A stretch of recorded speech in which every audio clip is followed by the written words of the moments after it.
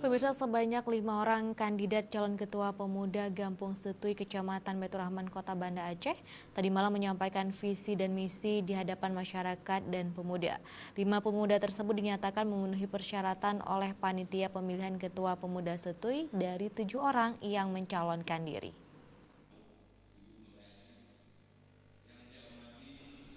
Penyampaian visi dan misi salah satu persyaratan yang harus diikuti setiap calon ketua pemuda Gampung Setui, dan acara berlangsung di Masjid Taqwa.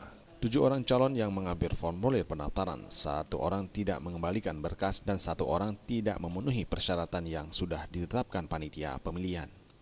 Sebelum menyampaikan visi dan misi, masing-masing calon mengambil nomor urut dan diberikan waktu 5 menit untuk menyampaikan program dan visi misi di hadapan warga serta para pemuda.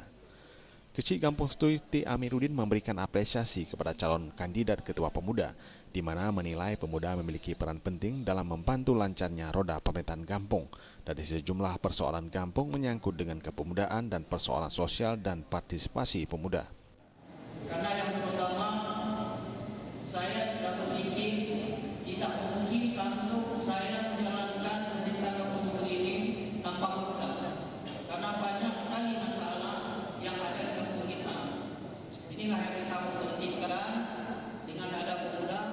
Adapun jadwal pemilihan ketua pemuda akan berlangsung pada tanggal 31 Desember 2017, di mana setiap pemuda maupun pemudi di 5 dusun di Setui berhak memberikan suara sesuai dengan calon yang diunggulkan masing-masing.